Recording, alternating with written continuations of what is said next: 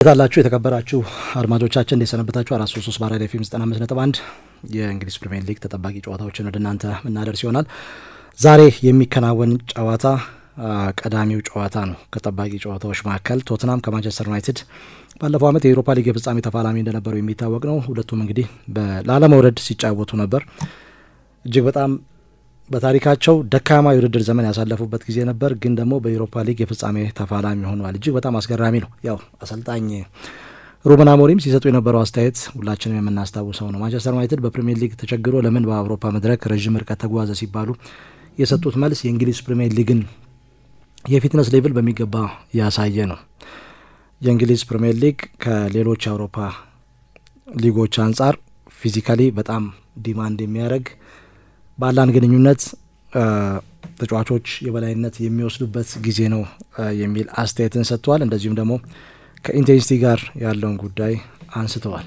ሁለት ላለመውረድ የተጫወቱ ቡድኖች በአውሮፓ ሊግ የፍጻሜ ተፋላሚ መሆናቸውን ተከትሎ አሰልጣኝ አርሰን ቬንገር የሰጡትን ማስተያየት የበለጠ ትኩረትን ይስብ ነበር።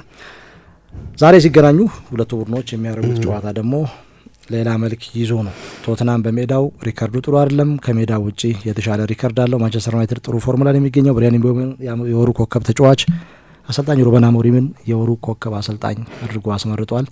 ይሄ ብዙም የተለመደ አይደለም። ኦክቶበር ላይ ባሳለፈው ወይም ባሳየው ብቃት ይሄንን ነገር ይሄ ነገር የተፈጠረውና 204ኛ ግንኙነት ማንቸስተር ዩናይትድ 96 እንደዚሁም ቶተንሃም 58 ጨዋታዎችን በድል ተወጥቷል። ከዛሬው ጨዋታ ምን ይጠበቃል? ሜዳ ላይስ ምን ልንመለከት እንችላለን? ሎትሮ በዩናይትድ ያያልን ዘመን ቢኖር የጨዋታ ፕሪቪው የሚሰራለት አይደለም።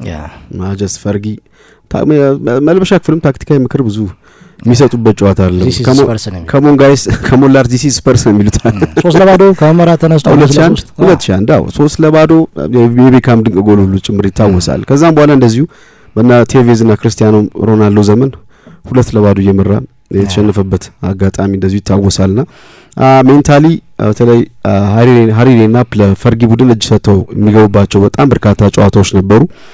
ምናልባት ይሄ ነገር የተቀየረ መጣው ከፖቼቲኖ መምጣት በኋላ ይመስለኛል። ማንቸስተር ዩናይትድ ሞር የበዛ ትራንዚሽን ውስጥ ከሆነ በኋላና ሞር ስፐርስ በሊግ ታሪክ በጣም ቶፕ የነበረው ተፎካካሪ የነበረው በፖቼቲኖ ዘመን ነው 2015-16 በደንብ። ከዛ በኋላ ግን አብዛኛው የስፐርስ ታሪክ ይመስላልና ስፐርስ አሁን ከዩናይትድ ጋር ሜዳ ላይ ባለው በተለይ ሜንታል ቤሪየሩ እየጠበበ የመጣ ይመስለኛል። በዋንጫ በታሪክ ሳይሆን አሁን ባለው ሁኔታ ስፐርሶች ከዩናይትድ ኦልትራፎርድም ላይ ሰሜን ለንደን ላይ ነጥብ መውሰድ እንደሚችሉ ማመን ከጀመሩ ኦልሞስት 10 ዓመት ይሆናቸው ይመስለኛልና ይሄ ፊል ጉድ ፋክተር አለ በስፐርስ በኩል።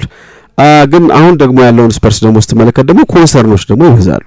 እውነት ለመናገር አንደኛ ሲዝኑ ወጥ በሆነ አቋም አይደለም የጀመረው። የመጀመሪያውን ጨዋታ ብራይተን በሜዳቸው በርንሌ ብራይተን ካሸነፉ በኋላ እዚህ ሜዳ ላይ አሸንፉ አያውቁም። አንዳንድ ጊዜ ሜዳ ምሽግ ነው የሚሆነው ለአንዳንድ ቡድኖች እንደ አንፊልድ ወይም ደግሞ ስታብሊሽ እንዳደረጉ ትልቅ ስቴዲየሞች ባይሆንም ብዙ እንግሊዝ ክለቦች ሜዳቸውን ለምሽግ ይጠቀማሉና ስፐርስ ግን የትኛው ቡድን መጥቶ አንድ ሆነ ነጥብ ይዞ መሄድ እንደሚችል አምኖም ነው የሚመጣው ብዙ ቡድንና ብዙ ነጥብ ተወስዶባቸዋል ባለፉት አዲሱ ስቴዲየም እስከገቡ በኋላ።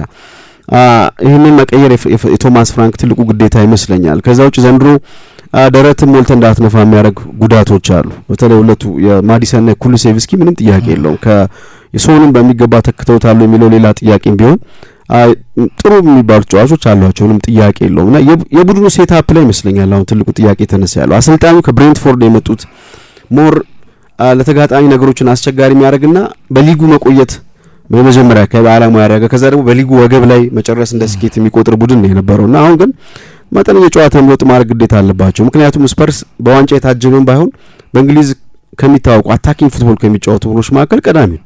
ገለልተኛ ደጋፊዎች ሊመለከቱት የሚፈልጉት አይነት ቡድን ነው ስፐርስ እና አንጅ ፖስቴኮግሉ ባለፈው ዓመት ይሄን ለመተግበር ሞክሯል። ግን አብዛኛው ዘንድሮ በሃንሲ ፍሊክ ሌላ አንጅ ፖስቴኮግሉ እያየን ነውና ያምናው አንጅና የዘንድሮ ባርሳ ተመሳሳይ ነው እና ታክቲካሊ በተለይ አንጅ ፖስቴኮግሉ አምና ብዙ ተተችተዋል። ዘንድሮ የቶማስ ፍራንክ መምጣት ዲፌንሲቭ ባላንሱ እንዳምናው ዝርክርክ አይሆንም።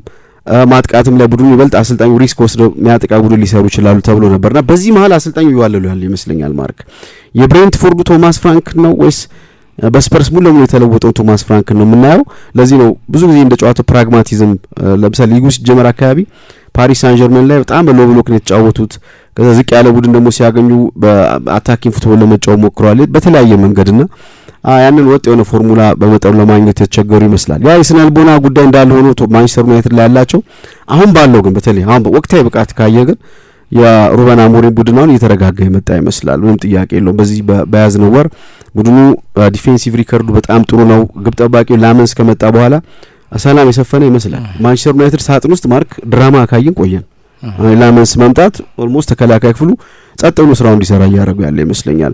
ስለ ካሴሚሮ የሰራ ነው ማለት አድማጮቻችን ደግሞ ወደ ኋላ ሄዶ ማየት ይችላሉ። በእኛ በ433 ቪዲዮ ላይ ካሴሚሮ ተመልሷል ወደ ቀድሞ ብቃቱ። እንደ ማድሪዱ ካሴሚሮ ሁሉንም ሳር እየረገጠ ተጋጣሚ አፈር ከድሜ የሚያስበላው ካሴሚሮ አይደለም። አሁን የምናየው ግን አደገ በተለይ ተጋጣሚ ማንቸስተር ዩናይትድ ሲያጠቃ የተጋጣሚ አደገኛ መልሶ ማጥቃቱ በመቆጣጠር ረገድ ጌም በማንበብ ረገድ የማጥቃት ኢቭን መነሻ በመማር ያየሁት ካሴሚሮ በዘንድሮ በጣም ጥሩ ይመስለኛል። ነው ለወሩ ኮከብነት ከእምቡሞ ጋር ጠንካራ ፉክክር ማድረግ ነበረባቸው ያስባለሁ።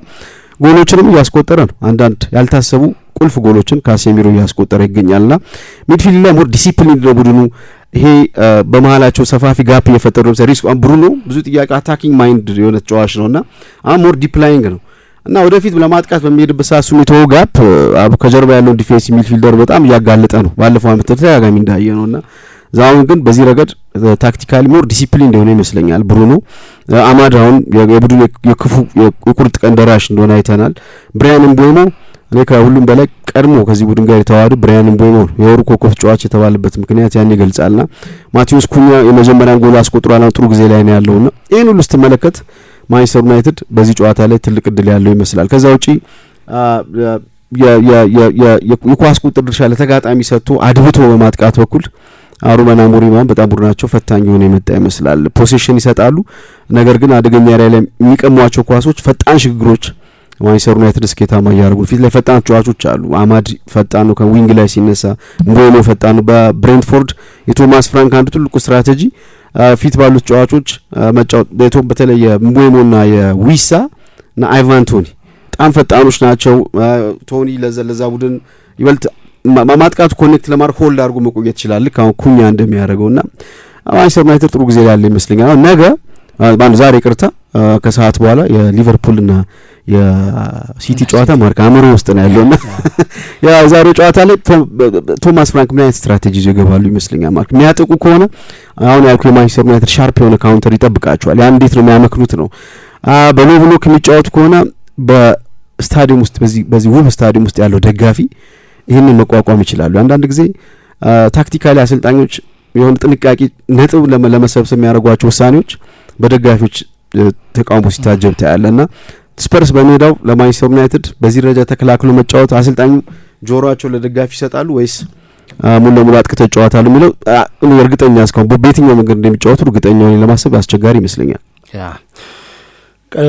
ቀደም ሲል እንግዲህ በተለያዩ ፕሮግራሞቻችን ስንገልጽ ነበርና ቶተናም በሜዳው ጥሩ አይደለም ከሜዳ ውጪ ነው ስንል ነበርና በሜዳው የሰበሰበው 4 ነጥብ ነው። 18ኛ ደረጃ ላይ ያስቀምጠዋል። ያስቆጠረው 5 ጎል ነው። 19ኛ ደረጃ ላይ ያስቀምጠዋል።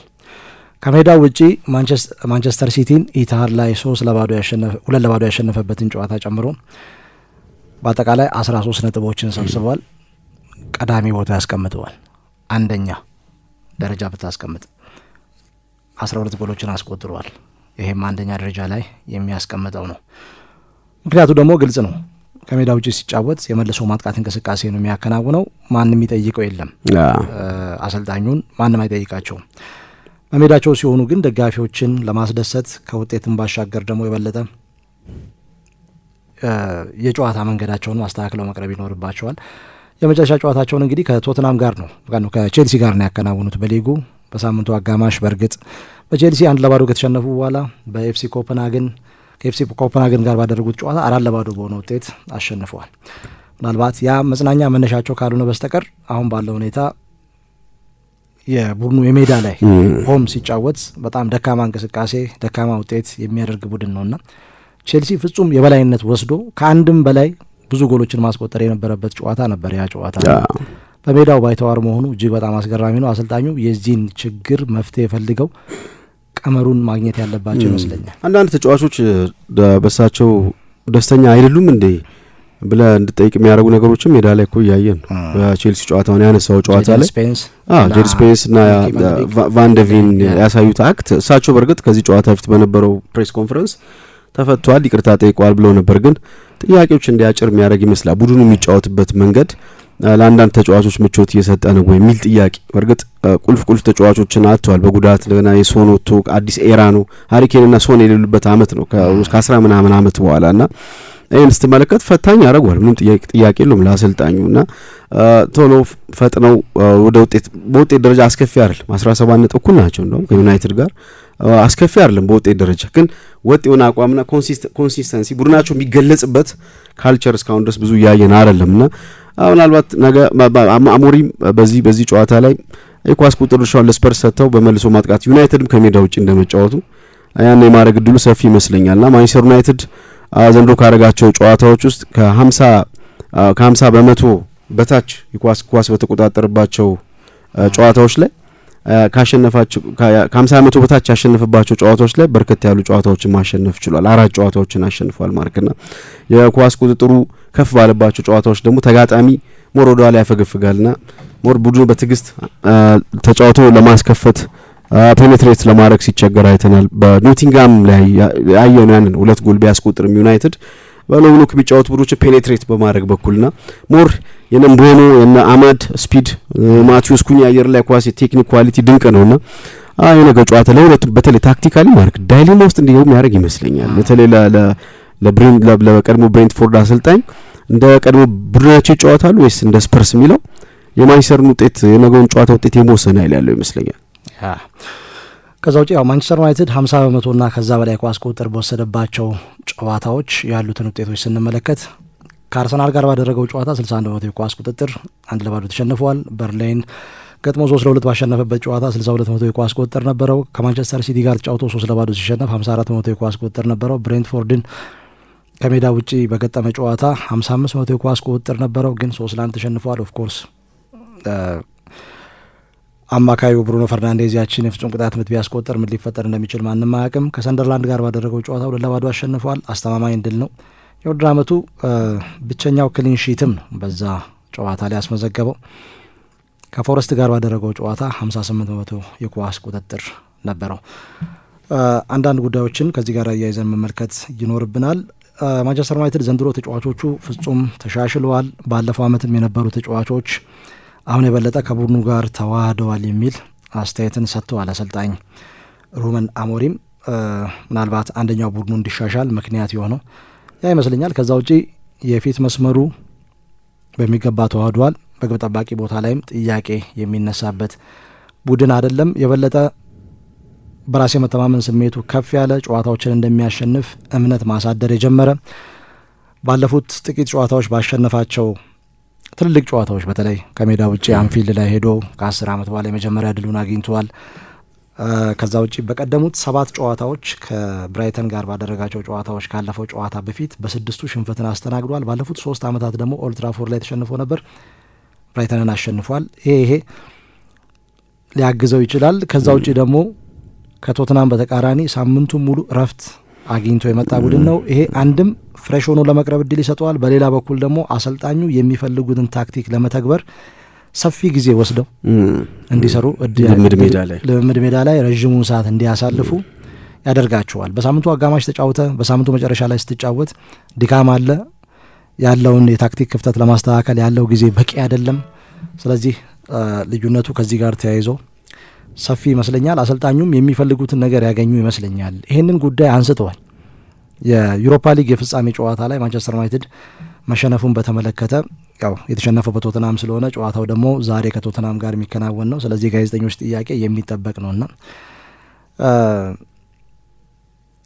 ዋንጫውን ብናነሳ ኖሮ ተጨማሪ ገንዘብ እናገኛለን ተጨማሪ ተጫዋቾችን የቡድናችንን የጥራት ደረጃ የሚጨምሩ ተጫዋቾችን እናመጣ ነበረ በሌላ በኩል ከወሰድነው ግን የበለጠ ልምምድ ለመስራት የሚያስችል ጊዜ አግኝተናል ተጫዋቾችን ለማወቅ ለመዘጋጀት ለቀጣይ ለአውሮፓ መድረክ ተሳትፎ ራሳችንን እንድናዘጋጅ እድል ሰጥቶናል ብለዋል ከዚህ ዲስአድቫንቴጅ የምትወስደው በረከት ነው በርግማን ውስጥ ያለ ምንም ጥያቄ የለውም በአውሮፓ መጫወት የመጀመሪያ ዋናው አላማ ነው ግን ቢሆንም በቀጣይ ዓመት ደግሞ ጠንክረህ አሪፍ ነገር አግኝተህ ደግሞ ለመቅረብ ይህን አጋጣሚ መጠቀም አለባቸውና ይሄ ትልቁ አድቫንቴጅ ይመስለኛል። አሁን የሊግ ካፕ ጨዋታ የለባቸውም፣ ወጥተዋል በጊዜ አውሮፓ የለም፣ ፕሪሚየር ሊግ ላይ ሙሉ ትኩረታቸውና ይበልጥ በዚህ ረገድ ማንቸስተር ዩናይትድን ተጠቃሚ ያደርገዋል። ምን ያህል አድቫንቴጅ ይወስዳሉ በዚህ የሚለው የሚታይ ነው የሚሆነው። ምናልባት አሁን ቡድኑ ዊክ ሊንክ የምትለው አሁን በዚህ በኦክቶበር ብዙ አላየንም፣ ግን አሁንም በተለይ ዊንግ ባክ ላይ ለምሳሌ ዲያጎ ዳሎት በፎረስቱ ጨዋታ ከፍተኛ ትችትን ያስተናግዳል።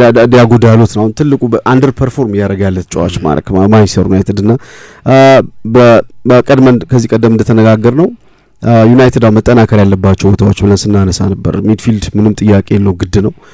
ከዛ ውጪ አሰልጣኙ በተለይ ሞር እንደዚህ ዋይድ ኤሪያ ላይ ጥሩ ኳሊቲ ያላቸው ተጫዋች ያስፈልጓቸዋልና እዚህ ቦታ ላይ አንደኛው እንግዲህ ዳሎት አሁን ኦፕሬት እያደረገ ያለበት ቦታ ጥያቄ የሚያስነሳ አይነት ይመስለኛል ያለው ፐርፎርማንስ። ከዛ ውጪ ግን አሁን ጥሩ ለዋንጫ ተፎካካሪ በአጭር ጊዜ ውስጥ ይሆናል ይሄ ቡድን አሁን ባለው እሱ አይደለም አሁን ትልቁ ጥያቄ። ዋናው የመጀመሪያው ተከታታይ ድሎችን ማግኘት በደረጃ ሰንጠረዡ ከቶፕ 4 እና ከቶፕ 5 ብዙ አለመራቅ።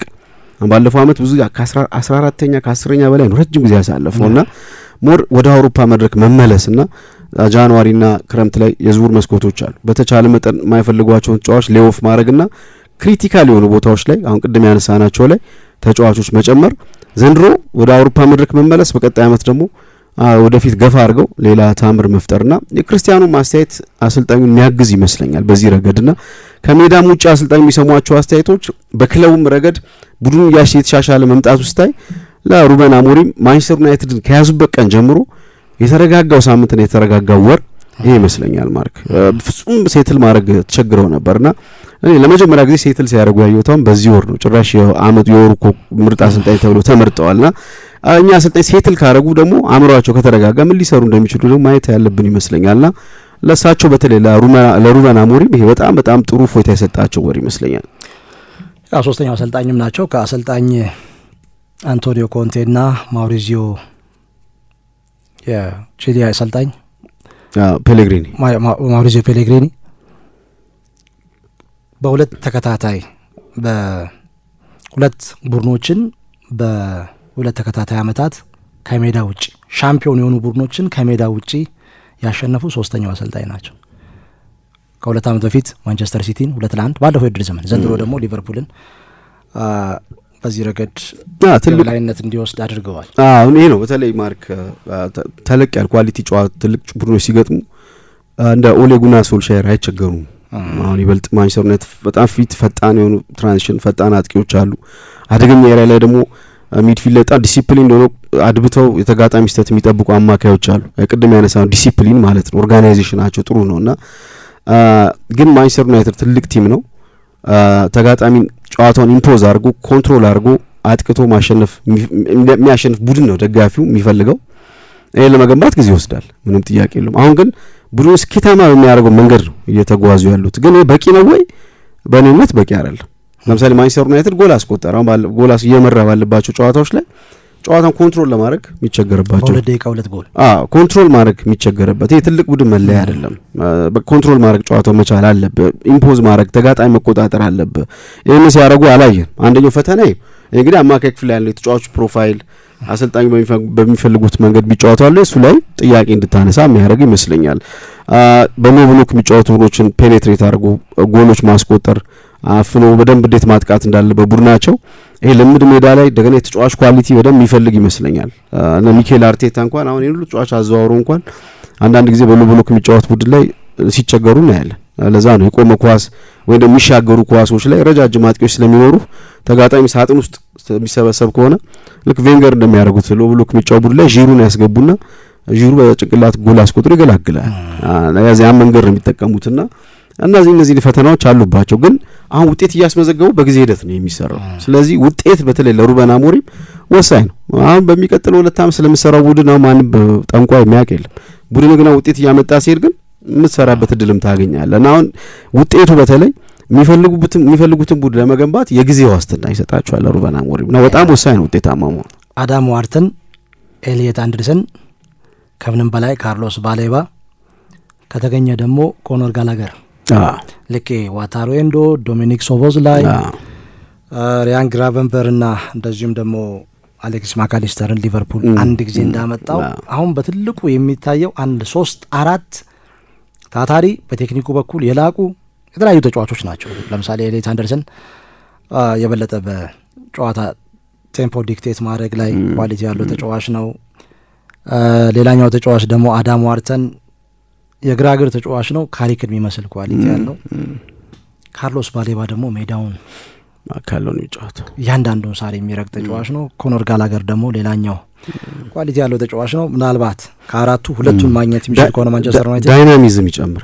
አሁን ካሴሚሮና ብሩኖን አድርገህ አንደኛ ካሴሚሮ ከዚህ በኋላ በዘንድሮ ቤስት ከጨረሰ አሪፍ ጥሩ በዚህ መንገድ አሁን 34ኛ አመቱን ሊያከብር የረጅም ጊዜ አሁን ወርልድ ካፕ አንቸሎቲ ይዘውት ሊሄዱ ይችላሉ እና ኔክስት ይር ላይ ካሴሚሮ ማግኘት ድል በጣም ጠባብ። ክረምት ላይ ማንቸስተር ዩናይትድም ዝም አይልም። ለዚህ ነው ዘንድሮ ውጤት ማምጣት በጣም ወሳኝ ነው ማለት። አሁን ካሴሚሮ ይዘው ውጤት ካመጣ ኔክስት ቻምፒየንስ ሊግ ፉትቦል ካለ ሲምፕሊ ነው እነዚህ ተጫዋች ማንቸስተር ዩናይትድ ነው የቻምፒየንስ ሊግ እግር ኳስ ይሰጣል።